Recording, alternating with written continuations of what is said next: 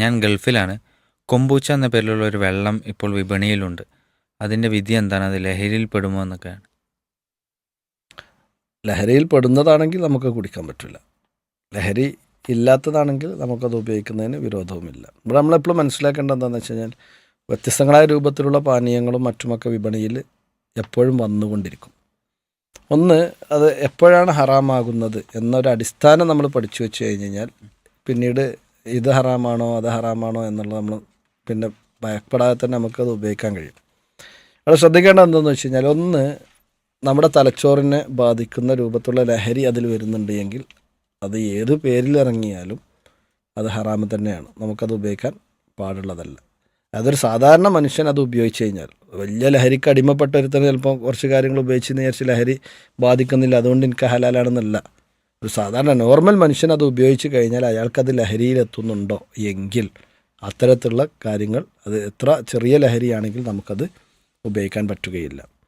രണ്ടാമത്തത്, ഇത്തരം സാധനങ്ങൾ ഉപയോഗിക്കുന്നത് ശരീരത്തിന് ഹാനികരമായി വരുന്നുണ്ട് എങ്കിൽ അവിടെ ലഹരിയൊന്നുമില്ല, അങ്ങനത്തെ പ്രശ്നങ്ങളൊന്നുമില്ല, തലച്ചോറിനെ ബാധിക്കുന്ന പ്രശ്നമില്ല. അതേ സമയത്ത് അത് ധാരാളമായി ഉപയോഗിച്ച് കഴിഞ്ഞാൽ അത് നമ്മുടെ ശരീരത്തെ എന്താക്കുന്നുണ്ട്, ഹാനികരമായി അത് ബാധിക്കുമെന്ന് ആ നിലക്ക് വരുന്നുണ്ട് എങ്കിൽ സ്വാഭാവികമാണ് അവിടെയും അത് നമുക്ക് ഹലാലാവുകയില്ല.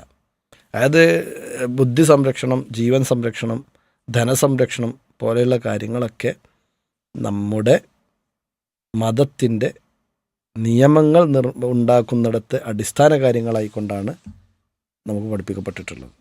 അപ്പോൾ അതുകൊണ്ട് തന്നെ നമ്മുടെ സമ്പത്തിനും നമ്മുടെ ശരീരത്തിനും നമ്മുടെ ബുദ്ധിക്കുമൊക്കെ ഹാനിയാകുന്ന രൂപത്തിലുള്ള കാര്യങ്ങളാണ് എങ്കിൽ ഒരിക്കലും തന്നെ നമ്മളത് ഉപയോഗിക്കാൻ പാടില്ല, നമുക്ക് നിഷിദ്ധമാണ്. അത്തരം കാര്യങ്ങളൊന്നുമില്ല, അവിടെയൊക്കെ സേഫാണ് എങ്കിൽ നമുക്കത് ഉപയോഗിക്കുകയും ചെയ്യാം. അത്രേ മാത്രമേ പറയാൻ കഴിയുള്ളൂ.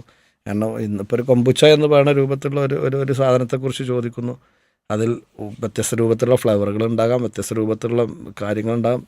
എന്ത് എന്നുള്ളത് നമ്മളെ സംബന്ധിച്ചിടത്തോളം കമ്പനി എന്നുള്ളതല്ല ഇവിടുത്തെ വിഷയം, അല്ലെങ്കിൽ എന്തെങ്കിലും ഇത് എന്നുള്ളതല്ല. മറിച്ച് എന്താണെന്ന് വെച്ചാൽ അതിൽ എന്ത് അടങ്ങിയിട്ടുണ്ട്, എന്താണ് അതിലെ കണ്ടൻറ്റ്. ഇസ്ലാം ഹറാമാക്കിയ രൂപത്തിലുള്ള കണ്ടൻറ്റുകൾ ഇനി അതിലുണ്ടെന്ന് വിചാരിക്കുക. ഇന്നിപ്പോൾ ലഹരി ബാധിക്കണില്ല, ശരീരത്തിന് കേടില്ല.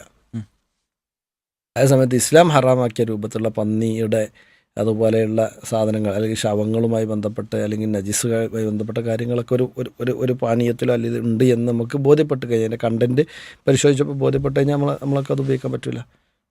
അങ്ങനെ ഇസ്ലാം നിഷിദ്ധമാക്കി കഴിഞ്ഞാൽ ഒരു ഹൈറുണ്ടാവില്ല. അതിൽ നമ്മൾ പറയുന്നത് നമ്മളെ ശരീരത്തിന് അതിന് ഹാനി വരുന്നില്ല, അത് വരുന്നില്ല, ഇത് വരുന്നില്ല എന്നൊക്കെ പറയും. അള്ളാഹു സുബ്ഹാനഹു വ തആല തൻ്റെ അടിമകൾക്ക് വേണ്ടി എന്തെങ്കിലും നിഷിദ്ധമാക്കിയിട്ടുണ്ടെങ്കിൽ അതിൽ ഖൈറിനേക്കാൾ കൂടുതൽ, നന്മയേക്കാൾ കൂടുതൽ ഷർറ്, തിന്മയും അതുപോലെ തന്നെ അപകടവുമായിരിക്കും ഉണ്ടാവുക എന്നുള്ള കാര്യം നമ്മൾ അടിസ്ഥാനപരമായി മനസ്സിലാക്കുക. അപ്പോൾ ഇത്തരം കാര്യങ്ങളാണ് അതിൽ ശ്രദ്ധിക്കേണ്ടത്. അല്ലാഹു അഅലം.